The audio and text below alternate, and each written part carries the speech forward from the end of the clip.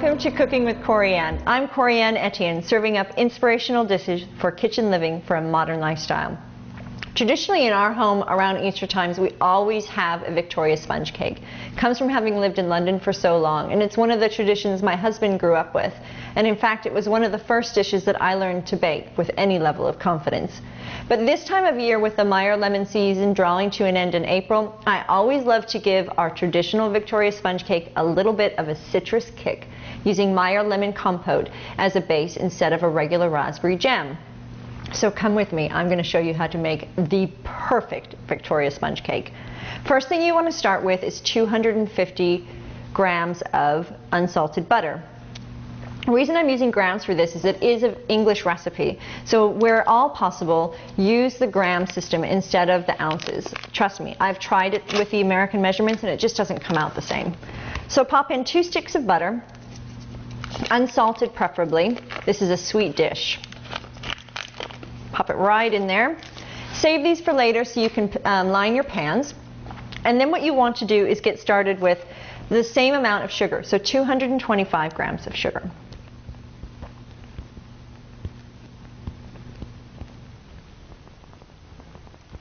I'm using white granulated sugar because it really adds a little bit of help to making it a sweet dish. Pop in the sugar. And then just use a regular spatula to just spread that sugar out a little bit. Now traditionally, Victoria sponge cake is made in steps. So while it may look a little bit cumbersome, once you get those steps down, it's like dancing a waltz. You'll look beautiful doing it. You can use a stand mixer for this, or even just a fork or a whisk, but I like to use a little hand mixer.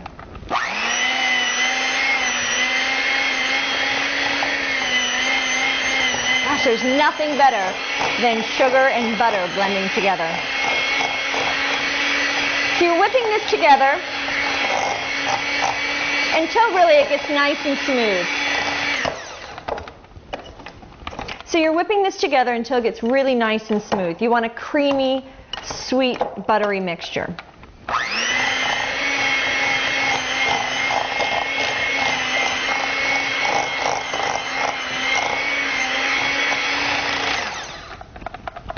It doesn't have to be perfect. It just has to taste good. I like to add about a teaspoon of vanilla extract. A little bit more if I'm feeling generous. And then give that a little blitz.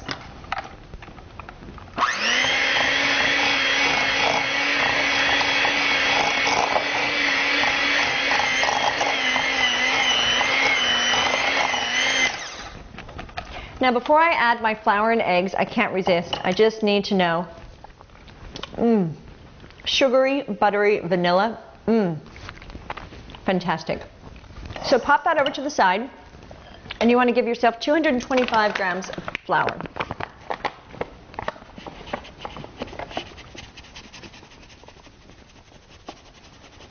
I still have that vanilla butter taste in my mouth, and I wish I'd made a cake that I can have right now. Oh my gosh, it's going to taste amazing with the Meyer lemon. So the trick with this is that you want to have shifted flour, and you want to alternate between 4 large eggs. So you'll do egg, flour, egg, flour, egg, flour. A little bit of a waltz. So pop in my first egg.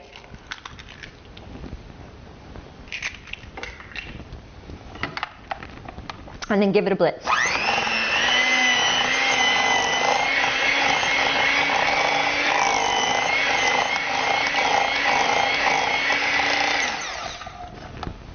Fantastic.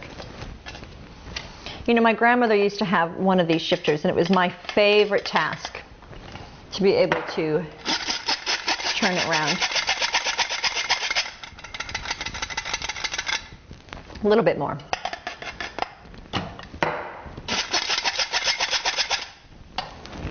Pop that to the side and just repeat the process.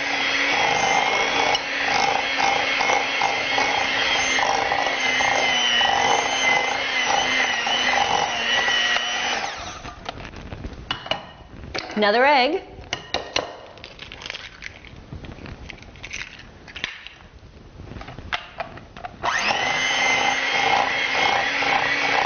starting to look like a batter now.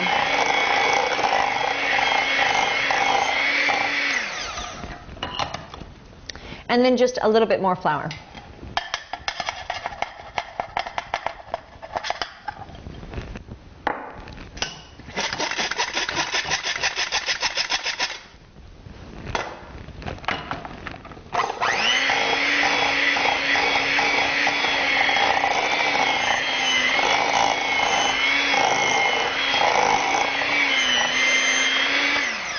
So I'm halfway through. What I'm going to do is just add about a half a teaspoon of baking powder.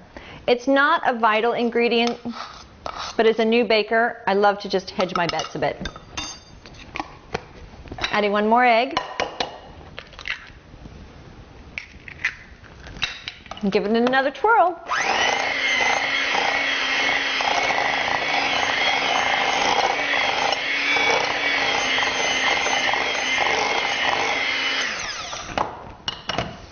And then another devil do ya of sifted flour. It may look like a lot of work, but trust me, it really isn't.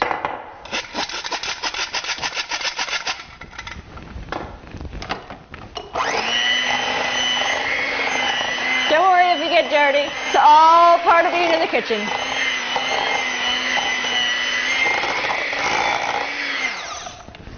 And then we've got the final egg.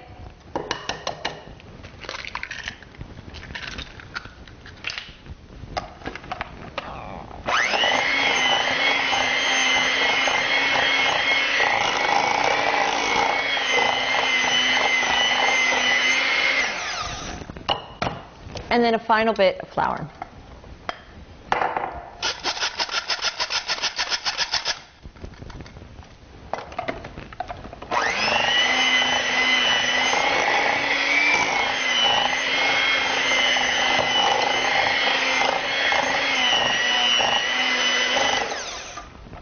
Now, a little trick I learned from my husband is that when you're using an electric hand beater, what you want to do is just a little bit off the top, and it spins right out. Now, when they first started making Victoria sponge cakes, egg sizes were a lot larger than they are today. So one thing I learned from my mother-in-law is don't be afraid to add a little splash of milk if your batter is too thick. But you really won't know if you need to add the milk until you start mixing it together. And I would say that requires just a dash of milk. So let me pop to the fridge and get some milk.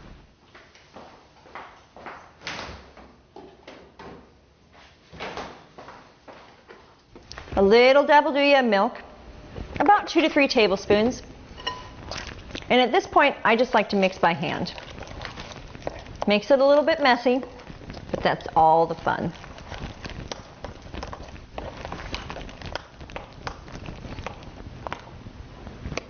A little bit more. So at this point, I've probably used about 4 tablespoons of fresh milk. Just adding a little bit of liquid consistency to the batter. But if you don't have milk to hand, what I've been told by my mother-in-law is that it really doesn't matter.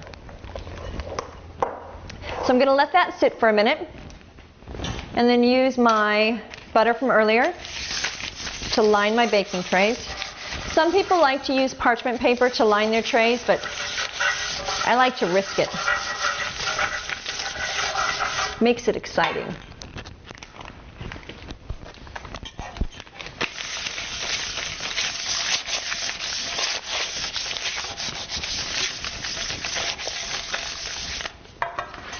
All right.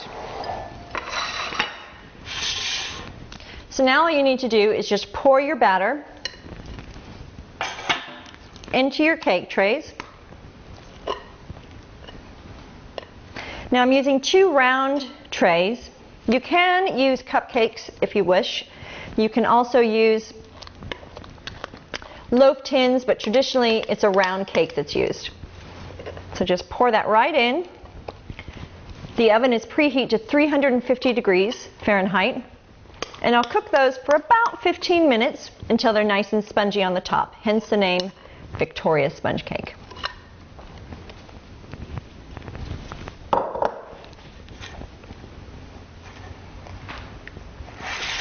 This is going to be amazing with the lemons. absolutely amazing.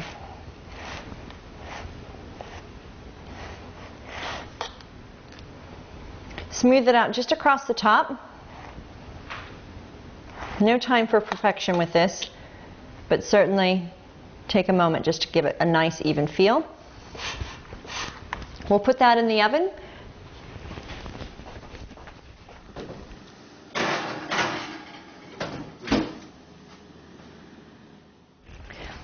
So with the sponge cakes out of the oven and cooled down, I'm going to place them on my platter, top side up, and start with that beautiful Meyer lemon compote that we made earlier. Be really generous. Your guests will love you for it. And all I'll do is just take my whisk and just spread it over the top. I love adding a little extra so that when you place the top of the sponge cake, it kind of seeps out in the edge and gives everyone a hint at the fabulousness they're about to experience. Next thing you want to do is take hand-whipped vanilla whipped cream. This is so simple. It's just confection sugar with heavy whipping cream and a little bit of wrist action. Pop that right on top. In fact, yes, it's going to be brilliant. And I know we're trying to be a little bit healthy, but it is the celebration time, so pop that right on there. I love to hedge my bets a little and just smooth it right across the underside, just in case. Place it right on top. Smash it down. And then just because it's a celebration time, some people like to use granulated sugar over the top of their Victoria sponge cakes, but you know, there's something festive about confection sugar. So I'm just going to powder a little bit on.